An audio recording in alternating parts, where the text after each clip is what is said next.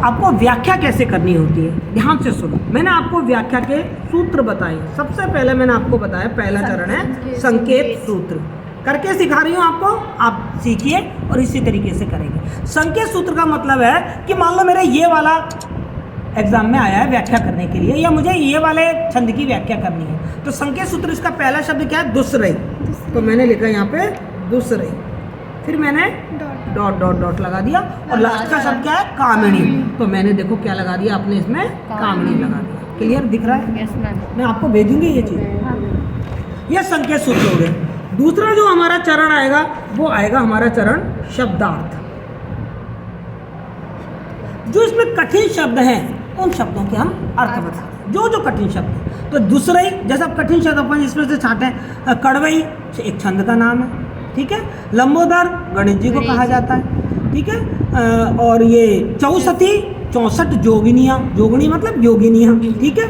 और जुहारो मतलब भेंट करना। तो आप इसमें यहाँ जो भी आपको कठिन शब्द लग रहे हैं 3-4 शब्दों को लिखकर और उनके अर्थ लिख दीजिए। ये दूसरा चरण हो गया व्याख्या का, ठीक है। जो भी आपकी काव्यांश आता है उसमें से कुछ कठिन शब्द अपने यहाँ पर छांट कर लिख देते हैं। क्लियर? कोई दिक्कत? फिर तीसरा चरण आता है। तीसरे चरण में हम लिखते हैं संदर्भ। क्या लिखते हैं हम बेटा? संदर्भ। संदर्भ में हमको 3 बातें लिखनी होती है, कवि का नाम, उसकी रचना का नाम, और उस रचना के कौन से भाग में से लिया गया, ये 3 अध्याय। तो देखो हमारे पास तीनों चीज हैं। कवि का नाम है नरपति नाल, रचना का नाम है बीसल देव रासो, और बीसल देव रासो के मैंने आपको कल बताया था 4 भाग हैं। तो ये प्रथम भाग से लिया गया है। तो हमारे पास तीनों बात आ गई, कवि का नाम आ गया, रचना का नाम आ गया और अध्याय का नाम आ गया। इसको हम कैसे लिख देंगे?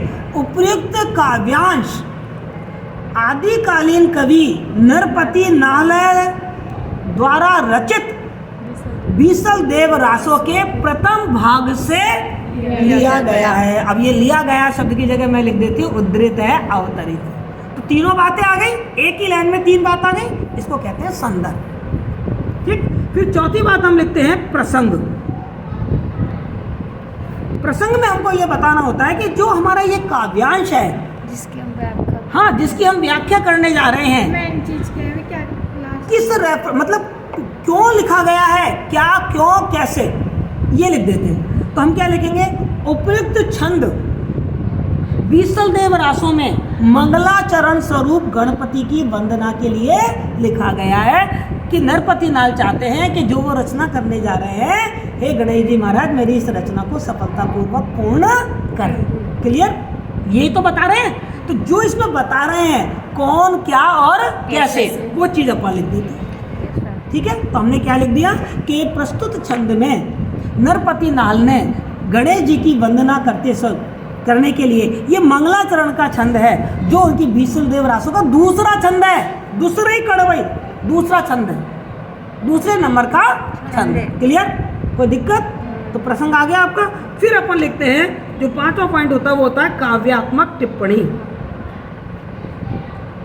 जनरली आप यहाँ पर भी व्याख्या शब्द लिख देते हैं, मैं व्याख्या शब्द ना लिखकर, क्योंकि व्याख्या तो ये सब चीज मिलती है उसको कहते हैं। यहाँ पर मैं ये जो छंद है इसकी पूरी काव्यात्मक टिप्पणी लिखूंगी इस पर। यानी कि मैं इस पर भावार्थ भी लिख सकती थी, पर मैंने भावार्थ शब्द नहीं लिखा, क्योंकि मैं इस पर भावार्थ भी बताऊंगी। और भावार्थ के साथ साथ यदि कुछ ऐसी घटनाएं और कहीं भी हुई हैं तो तुम्हें उनके उदाहरण भी दूंगी।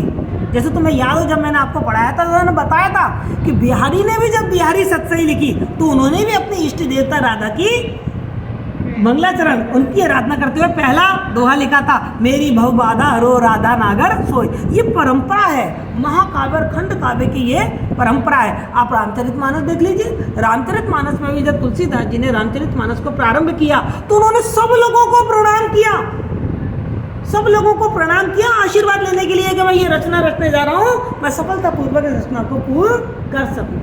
उन्हें धरती को, आसमान को, सूरज को, चांद को, पेड़ को, पौधे को, जीव को, जंतु को, हर चीज को प्रणाम किया। केवल एक जने को प्रणाम नहीं किया उन्होंने, बाकी दुनिया में हर चीज को प्रणाम किया।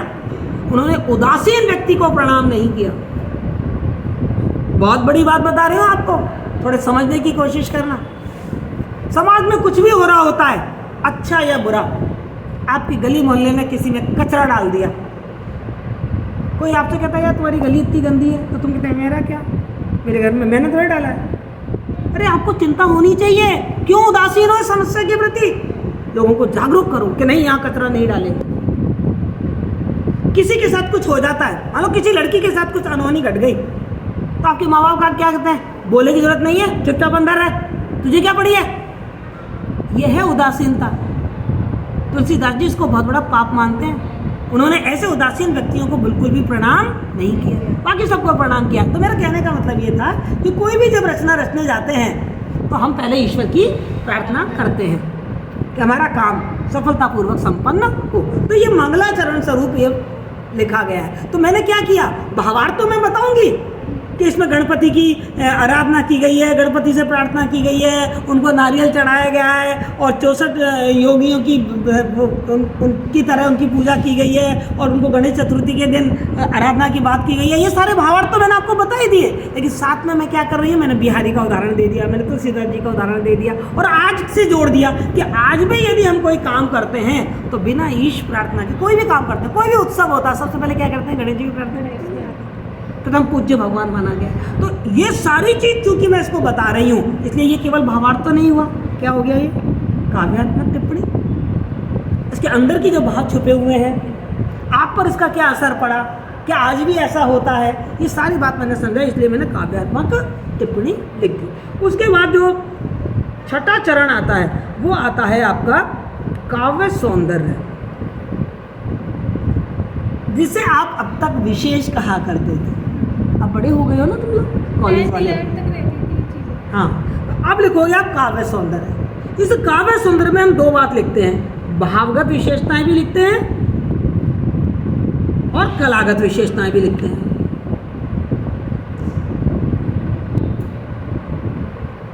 भावगत में तो क्या क्या चीज आती है, विषय वस्तु, वस्तु जो भी वस्तु है उस सबका वर्णन जो इसमें किया है, सौंदर्य का, कि प्रकृति का, कि किसी व्यक्ति का वर्णन किया गया है, उसकी रस की बात, उसकी कल्पना की बात, ये तो लिखते हैं भावगत में। और कलागत में हम लिखते हैं भाषा कौन सी है, छंद कौन सा है, अलंकार कौन से हैं, काव्य रूप क्या है इसका, ये सब चीज़ हम लिखते हैं इसमें, शैली क्या है इसकी, वो कलागत में। तो वो बात बता देते हैं। तो मैंने आपको बताया कि ज़्यादा नहीं, आप कम से कम 6-7 पॉइंट लिख सकते हो। जैसे पहला पॉइंट आपने लिख दिया कि प्रस्तुत छंद में नरपति नाल मंगलाचरण स्वरूप गणपति की आराधना कर रहे हैं, विषय वस्तु होगी।